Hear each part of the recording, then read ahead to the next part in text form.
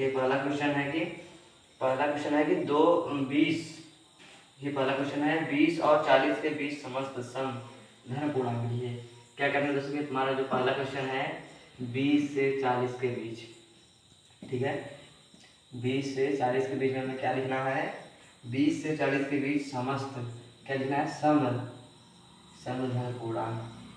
तो देखिए दोस्तों इसके लिए सबसे पहले क्या करेंगे, हम पहले एक 20 से लेकर जो हमारा 20 से लेकर 40 है यहाँ इसके बीच में धन पूर्णांक लिखेंगे। तो देखिए दोस्तों अगर हम धन पूर्णांक लिखना चाहेंगे 20 से 40 के बीच में, तो देखिए धन पूर्णांक तो आप लोगों को पता ही है 20 से 40 के बीच में, जैसे देख लीजिए मान लीजिए हमारा 21 है, 22 है, ऐसे करके पूरा हमारा 39 और 40 तक है, ठीक है, 39 से 40 तक है। लेकिन इसमें से हमको क्या करना है, सम संख्या को छाटना है। तो देखिए दोस्तों जो आप इन बीच में से देखिए बहुत संख्याएं हैं, लिखने में बहुत जगह जाएगा। देखिए जब आप लोग इसमें से सम संख्या का मतलब होता है कि जो 2 से विभाजित हो।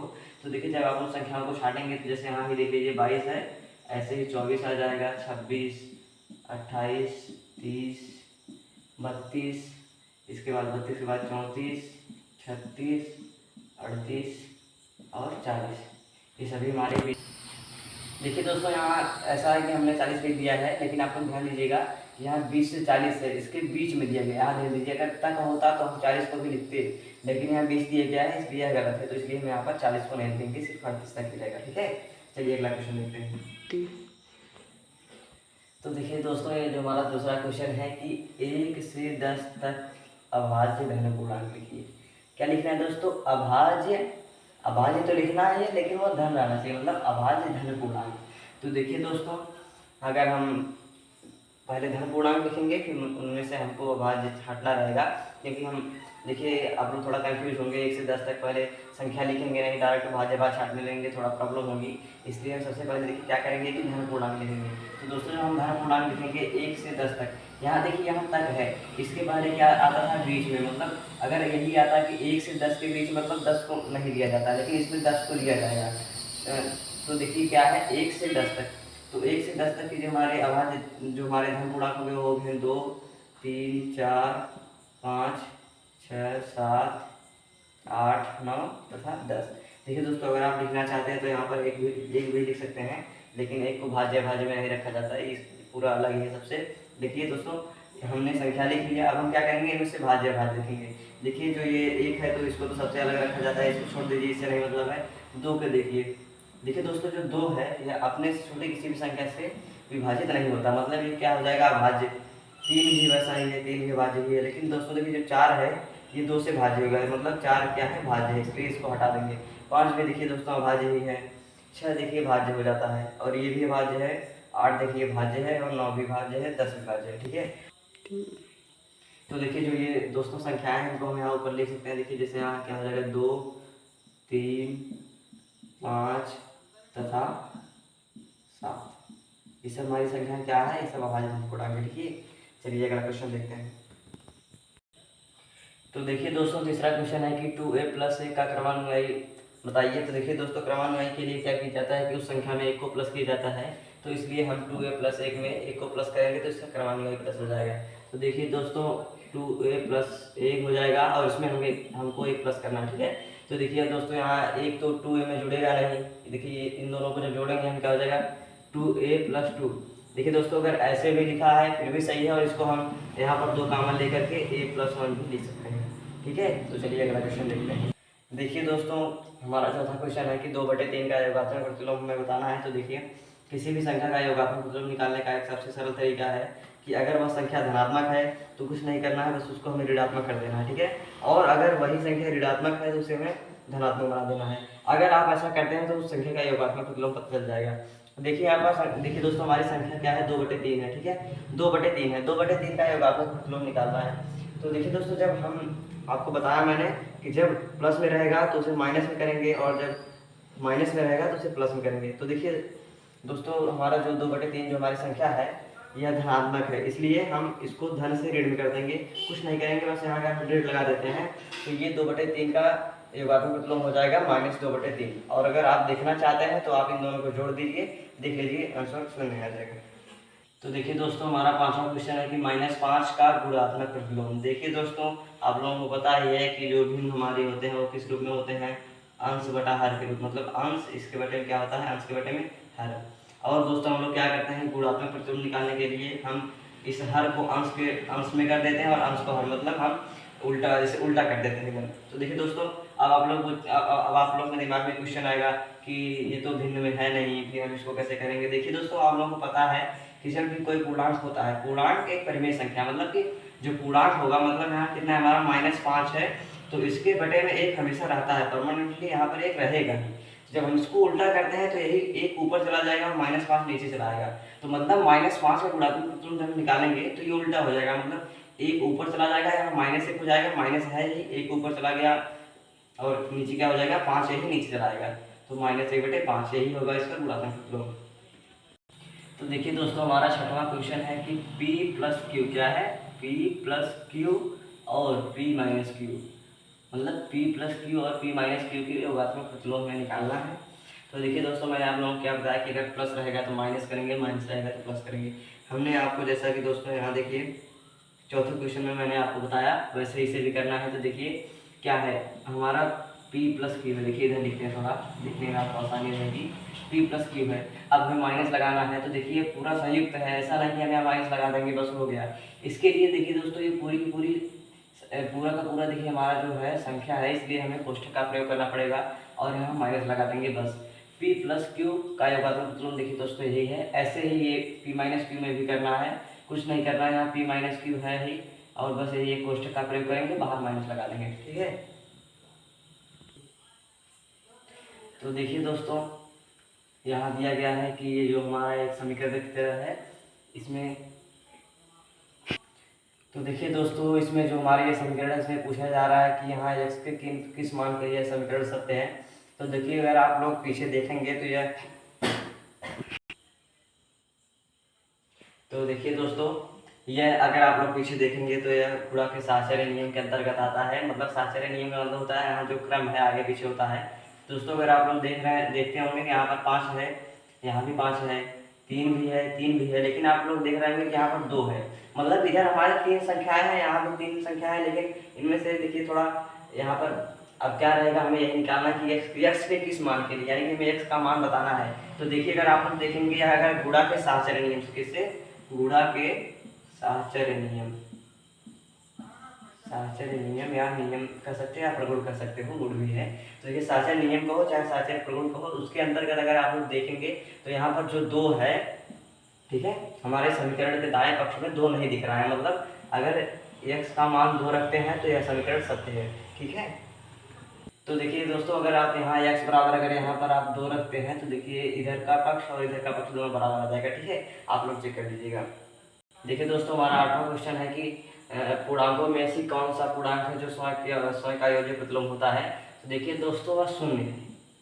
अब आप लोग बोलेंगे कैसे, देखिए दोस्तों अगर हम यही शून्य में से अगर -0 को प्लस करेंगे, चलिए हम प्लस करते हैं, शून्य में क्या करते हैं, यहाँ -0 को प्लस करते हैं तो क्या हो जाएगा, शून्य ही जाएगा। लेकिन दोस्तों एक बात आप लोग ध्यान रखिएगा कि जो शून्य है ना तो यही न ये धनात्मक पूर्णांक में आता है, न ये शून्य पूर्णांक, न ऋण पूर्णांक, मतलब ये धन पूर्णांक में न ऋण पूर्णांक, ये खुद। तो देखिए दोस्तों ये जो हमारा शून्य है ना तो ये धनात्मक पूर्णांक है, न ऋणात्मक पूर्णांक है, या स्वयं एक शून्य पूर्णांक है, इसलिए यहाँ पर ये नियम नहीं काम करेगा कि हम -0 कहीं लिख दे, कहीं +0 कर दें, ठीक है, ऐसा नहीं होगा। इसलिए देखिए जब दोस्तों शून्य है जो है ये न धनात्मक है न ऋणात्मक है, मतलब ये समझिए कि अगर हम शून्य में एक बार -0 को प्लस भी कर देंगे, यहाँ अगर मान लीजिए यहाँ -0 को अगर प्लस भी करते हैं तो भी शून्य नहीं आएगा, मतलब। और अगर शून्य में चाहे हम शून्य, देखिए चाहे हम शून्य में -0 को प्लस करें और चाहे शून्य में शून्य को भी प्लस करें, देखिए दोस्तों जब शून्य ही है, शून्य में शून्य को भी प्लस करोगे शून्य ही आएगा, ठीक है। अगर आपके पास कुछ पैसे नहीं है मैं आपको कुछ नहीं दूंगा तो रहेगा ही नहीं, ठीक है। तो देखिए दोस्तों हमारा 9वां क्वेश्चन है कि यदि a क्या है हमारा, एक समधन पूर्णांक, क्या है, समधन पूर्णांक, ठीक है। यदि a एक समधन पूर्णांक है तो बताइए कि a - 1 फिर कोष्ठक में a + 1 सम है अथवा विषम, ठीक है। तो देखिए दोस्तों समधन पूर्णांक रख लीजिए, अगर मान लीजिए हम यहाँ पर a की जगह पर क्या रखते हैं 2। मान लीजिए हम a बराबर 2 रखते हैं, तो चलिए ट्राई करते हैं। तो जब a बराबर 2 रखेंगे हो जाएगा 2 माइनस 1, इस क्वेश्चन में इसमें हो जाएगा 2 प्लस 1। तो देखिए यहाँ दोस्तों 1 आ जाएगा और यहाँ आ जाएगा 3। अब देखिए दोनों कोष्ठक है, बीच में कुछ चिन्ह नहीं है, मतलब गुणा होगा, तो क्या हो जाएगा 1 गुणे 3, तो कितना आ जाएगा 3। ठीक है दोस्तों, कितना आ गया 3। अब देखिए अब a बराबर यहीं, a बराबर हम एक बार 4 रख लेते हैं। तो दोस्तों हमारा 10वां क्वेश्चन है कि 5 और 7 का योग। क्या 5 और 7 का योग कहाँ दिखाना है? संख्या रेखा पर। आप लोग समझ जाइएगा, ठीक है। क्या करना है? 5 और 7 का योग संख्या रेखा पर, ठीक है। तो सबसे पहले हम लोग क्या करेंगे कि एक संख्या रेखा खींचेंगे, ठीक है। संख्या रेखा खींच के अब हम क्या करेंगे? संख्या रेखा में आप लोगों को पता ही है कि सबसे पहले शून्य को दर्शाएंगे, शून्य के बाद 1 2 3 4 5 6 7 8 9 10 11 12, ठीक है। 7। तो देखिए दोस्तों आप लोगों को पता है कि जैसा कि यहाँ शून्य के बाईं ओर हम जो संख्याएं लिखते हैं वो ऋणात्मक लिखते हैं, लेकिन आप लोग देख रहे हैं कि हमारी जो संख्याएं हैं ये सब धनात्मक है और हमें जोड़ करना है, इसलिए हम दाहिने साइड ही निरूपण करेंगे। और आप लोग देख ही सकते हैं जैसा कि 5 और 7 को जोड़ना है, मतलब जो हमारा 5 और 7 है, जैसे कि अगर 5 और 7 को प्लस करेंगे तो 12 आएगा, मतलब हमें 12 तक की संख्याओं को दर्शाना है, इसलिए देखिए हम 12 तक दर्शा चुके हैं। अब देखिए क्या कहा जा रहा है कि 5 और 7 का अगर हमें योग निकालना है तो एक बार हम शून्य से लेकर के 5 तक की संख्याओं को दर्शाएंगे। देखिए जैसे हमने यहाँ से ऐसे लाइन खींचा, यहाँ शून्य से 5 तक गए, ठीक है। एक बार शून्य से 5 तक गए। अब ये बोल रहा है कि 7 इकाई और, मतलब 5 इकाई हो गया, 7 इकाई और जाना है। तो जब यहाँ से 7 जाएंगे, देखिए 1 2 3 4 5 6 7, ठीक है। तो एक बार फिर यहाँ से जैसे अब देखिए दोस्तों इससे पता चल रहा है कि हम लोग एक बार 5 इकाई गए, 5 इकाई के बाद 7 इकाई है, इस ऐसा हमें पता चल रहा है। लेकिन अगर हम एक बार पूरा यहाँ शून्य से ले करके अगर यहाँ तक कर दे रहे हैं तो दोस्तों इससे पता चल जा रहा है कि यानी कि यहाँ पर हमारा क्या है 5 है और 7 है, और यहाँ पर कितना है 5 प्लस 7, यानी कि 5 और 7 का योग 12 है। इससे देखिए दोस्तों इस प्रकार से आप लोग किसी भी संख्याओं के योग को संख्या रेखा पर निरूपित कर सकते हैं, ठीक है। देखिए दोस्तों हमारा जो 11वां क्वेश्चन है इसमें 3 क्वेश्चन है। पहला है कि 2 धन अभाज्य पूर्णांकों का गुणन सदैव अभाज्य होता है, ठीक है। पहला क्वेश्चन है कि 2 धन अभाज्य पूर्णांकों का गुणन सदैव अभाज्य होता है। देखिए दोस्तों यह कथन असत्य है, ठीक है। यह कथन असत्य है, आप लोग देख ही सकते हैं। जैसे मान लीजिए हम दो धन अभाज्य पूर्णांक लेते हैं, जैसे हमारा एक 2 है और इसी में 3 का गुणा करते हैं, ठीक है। गुणन कहा गया, मतलब देखिए 2 और 3 दो धनाभाज्य पूर्णांक है और हम इनका गुणा करना है, कितना आ रहा है 6। क्या यह 6 भाज्य है? देखिए दोस्तों ये 6 क्या है? भाज्य, मतलब 2 धन अभाज्य पूर्णांकों का जो गुणन आ रहा है वह भाज्य है। इसका मतलब कि यह कथन असत्य है। चलिए दूसरा देखते हैं। देखिए दूसरा है कि 2 धन अभाज्य पूर्णांकों का योग सदैव अभाज्य होता है। देखिए दोस्तों ये भी कथन असत्य ही है, क्योंकि जैसा कि आप लोग देख सकते हैं कि 2 धन अभाज्य पूर्णांकों का योग सदैव अभाज्य होता है। चलिए हम 2 धन पूर्णांक ले लेते हैं, ठीक है। जैसे मान लीजिए हम एक बार 2 को ले लिए और 3 को ले लिए, प्लस कर रहे हैं, 5 आ रहा है, ठीक है। चलिए एक बार हमने 2 अभाज्य पूर्णांकों को लिया, इनका जो योग आ रहा है अभाज्य है। एक बार और लेते हैं, जैसे यहीं पर हम 5 और 7 को लेते हैं, ठीक है। दोनों अभाज्य हैं, इन दोनों को लेते हैं। देखो 5 7 कितना हो जाएगा 12। क्या यह 12 भाज्य है कि अभाज्य? आप लोग देख रहे हैं कि जो हमारा यह 12 है यह भाज्य है, मतलब ये अभाज्य भी हो सकता है और भाज्य भी हो सकता है। इसका मतलब ये कथन सत्य है, ठीक है। चलिए अगला क्वेश्चन देखते हैं। देखिए दोस्तों हमारा जो सी है यह है कि ए और बी, मतलब ए और बी ऋण पूर्णांक है, मतलब ए और बी 2 ऋण पूर्णांक है, तब ए प्लस बी भी सदैव ऋण पूर्णांक होगा। देखिए दोस्तों यह सत्य है, ठीक है। देखिए जैसे मान लीजिए हम 2 संख्या लेते हैं, जैसे मान लीजिए 1 - 2 है, 1 - 10, ठीक है। क्या कहा जा रहा है? ए और बी 2 ऋण पूर्णांक है। वैसे ही हम 2 ऋण पूर्णांक ले रहे हैं, -2 -10, ठीक है। देखिए जब आप लोग इसको हल करेंगे तो देखिए यहाँ पर दोनों का चिन्ह समान है, मतलब जोड़ लिया जाएगा 10 और 2 कितना हो जाएगा 12। अब जब दोनों में माइनस ही है तो यहाँ भी माइनस रहेगा, मतलब कि जो हमारा दो ऋण पूर्णांक है। तो देखिए मान लीजिए हम एक बार और ट्राई करते हैं। जैसे मान लीजिए ए की जगह पर रखते हैं -15 को और बी की जगह पर रखते हैं -12 को, ठीक है। अब भी आप लोग देखेंगे तो यहाँ चिन्ह समान है, इसलिए जोड़ लिया जाएगा, कितना आ जाएगा 27 आ जाएगा। और जब दोनों जगह माइनस है तो माइनस रहेगा। मतलब ये जो हमारे देखिए यहाँ पर भी हमने 2 ऋण पूर्णांक लिए हैं, यहाँ पर भी 2 ऋण पूर्णांक लिए हैं और इनका योग भी ऋण पूर्णांक 11 है। ठीक है, इसका मतलब ये कथन क्या है, सी वाला कथन जो है हमारा 11वें के सी का जो कथन है यह सत्य है। तो देखिए दोस्तों 12वां क्वेश्चन है कि यदि ए एक सम धन पूर्णांक है तो दिखाइए कि ए क्वेश्चन में a+1, क्वेश्चन में a+2, क्वेश्चन में a+3 24 से पूर्णतः विभाजित है। तो देखिए दोस्तों ए क्या कहा जा रहा है कि ए एक धन पूर्णांक है, तो ये जो हमारा दिया गया समीकरण यह 24 से विभाजित होगा, यही हमें दिखाना है। तो देखिए दोस्तों हम ए के बराबर में अगर धन पूर्णांक रखते हैं, जैसे मान लीजिए हम यहाँ पर ए के बराबर में 1 रख के ट्राई करते हैं, तो क्या हो जाएगा, यहाँ 1 हो जाएगा, 1+1, 1+2 और 1+3। ठीक है, हमारा इतना हो गया। चलिए अब देखते हैं, यहाँ 1 हो जाएगा, यहाँ क्या हो जाएगा, 1 में 1 को जोड़ोगे 2 आ जाएगा, यहाँ 1 2 3 हो जाएगा और यहाँ 3 1 4 हो जाएगा। ठीक है, अब इनका गुणा करेंगे तो 1 × 2 × 3 × 4, 1 दूनी 2 3 6, अरे यहाँ 2 है, क्या हो जाएगा, देखिए सॉरी दोस्तों, देखिए यहाँ पर 4 रहेगा। ठीक है, तो हमारा क्या हो गया, 1 दूनी 2 3 6 6 चौका 24। देखिए दोस्तों ये 24 से कट रहा है नहीं, अगर हम 24 को 24 से डिवाइड करेंगे, कट रहा है नहीं, एक आ जा रहा है ना, मतलब विभाजित है। अब यही हम एक देखिए, अभी a बराबर 1 रखे थे, ठीक है, अभी a बराबर 1 रखे थे, अब 2 रख रहे हैं। चलिए यहाँ a बराबर 2 करते हैं, चलिए फिर से मान रखना पड़ेगा, चलिए रखते हैं। ठीक है, जब हम यहाँ a बराबर 2 रखेंगे तो क्या हो जाएगा, यहाँ हो जाएगा 2, यहाँ 2 प्लस, चलिए दोस्तों हम यहाँ a बराबर 2 रखते हैं। ठीक है, अब हम a बराबर 2 रखेंगे, 1 रख चुके हैं। चलिए जब a बराबर 2 रखेंगे क्या हो जाएगा, 2, यहाँ हो जाएगा 2 + 1, 2 + 2, यहाँ क्या हो जाएगा 2 + 3। ठीक है, अब यहाँ देखिए 2 हो जाएगा, यहाँ 2 1 3, 2 2 4 हो जाएगा। ठीक है, यहाँ 2 3 5 हो जाएगा।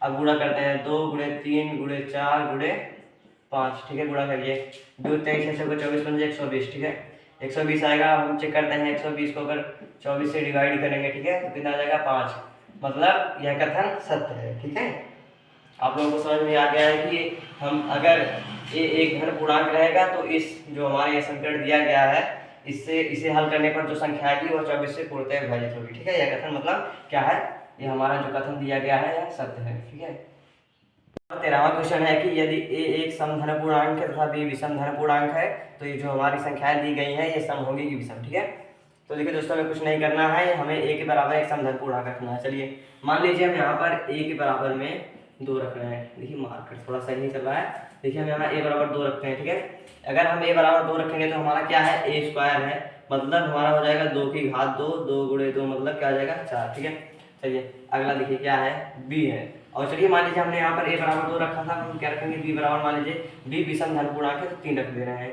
तो क्या हो जाएगा, b का स्क्वायर है, मतलब आप लोग समझ जा रहे हैं कि यहाँ 3 का स्क्वायर हो जाएगा, 3 × 3 मतलब 9। ठीक है, अब देखिए b हो गया। अब देखिए क्या कहा गया है, a + b। तो दोस्तों देखिए हमने a बराबर 2 रखा था, कितना 2 प्लस ये जो हमारा b है, b बराबर 3 है और a बराबर 2 है, तो a बराबर 2 रखेंगे, b बराबर 3, तो क्या जाएगा 2 3 5।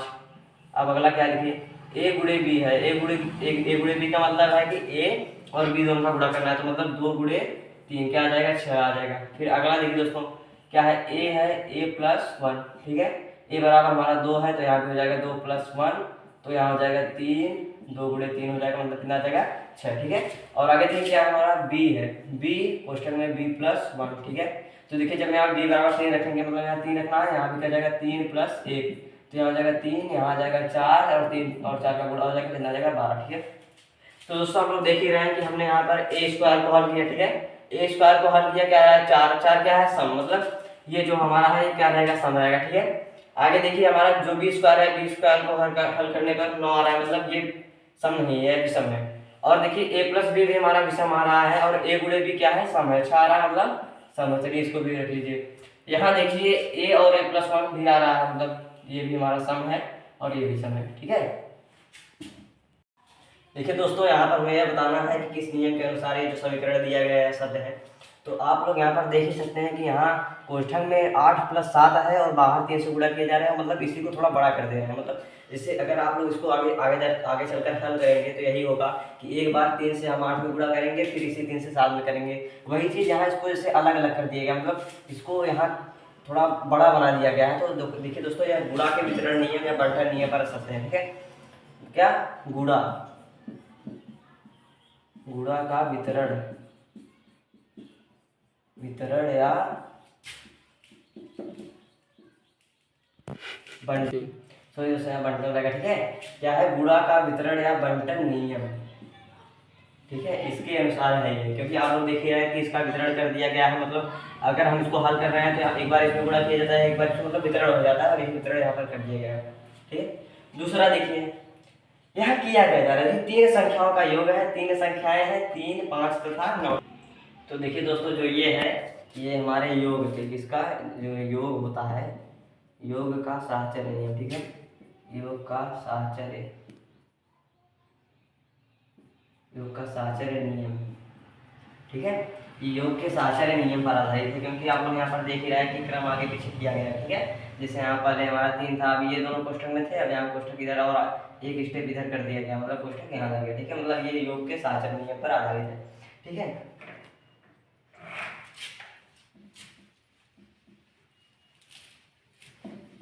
देखिए दोस्तों, जो हमारा तीसरा क्वेश्चन है, मतलब सी, जो हमारा सी है, ठीक है, इसमें दिया गया कि 3 गुणे 2, क्या है, 3 गुणे 2 बराबर 2 गुणे 3।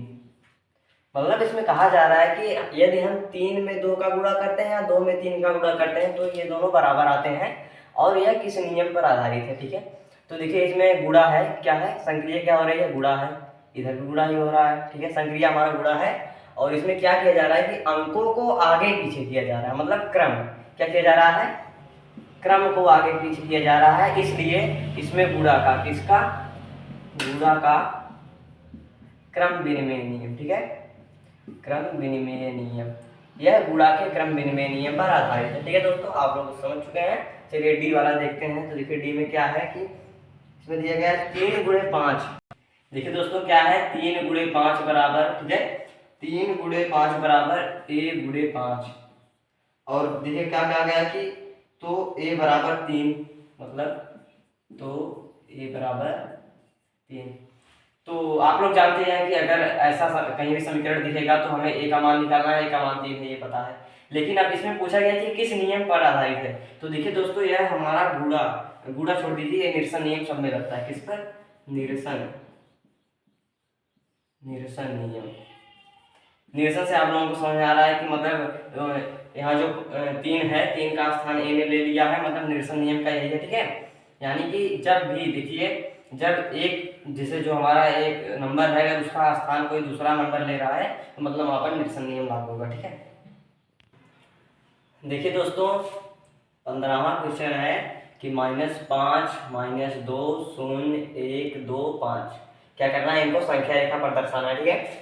अब हम संख्या रेखा पर दर्शाने के लिए सबसे पहले संख्या रेखा बनाएंगे, ठीक है। चलिए संख्या रेखा बनाते हैं। देखिए दोस्तों, ये हो गई हमारी संख्या रेखा, ठीक है। अब आप लोग देख रहे हैं कि यहाँ पर जो हमारी संख्याएं हैं इसमें ऋणात्मक भी हैं, मतलब हम यहाँ जब मैडम में शून्य को करेंगे और ऋणात्मक धनात्मक दोनों संख्याओं को दर्शाएंगे, ठीक है। चलिए इस साइड चलते हैं। तो 1 आ जाएगा, 2, 3, 4, 5, 6, 7, ठीक है। और इधर चलेंगे ऋण की तरफ तो -1, -2, -3, -4, -5, -6, ठीक है। चलिए संख्याओं को हम दर्शा चुके हैं। अब हमें करना क्या, देखिए पहला है कि -5।